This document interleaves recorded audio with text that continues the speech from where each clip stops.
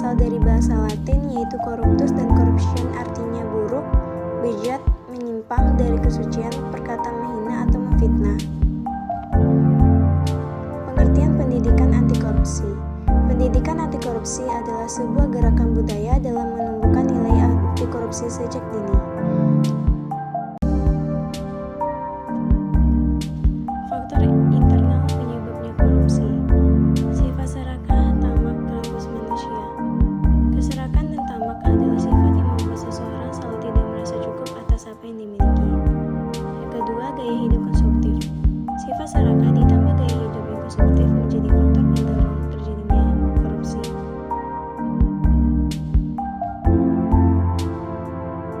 Yang ketiga, moral yang lemah.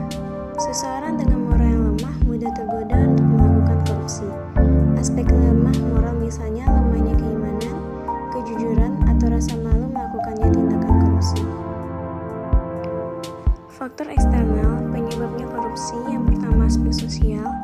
Kehidupan sosial seseorang berpengaruh dalam mendorong terjadinya korupsi, terutama keluarga. Yang kedua, aspek politik.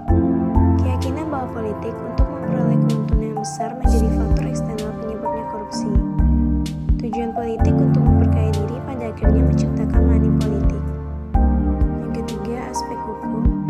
Hukum sebagai faktor penyebab korupsi bisa dilihat dari dua sisi.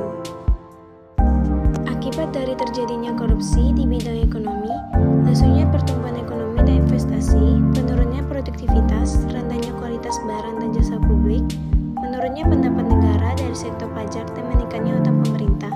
Yang kedua, di bidang sosial. Bentuk penerapan pendidikan anti korupsi dalam sehari-hari.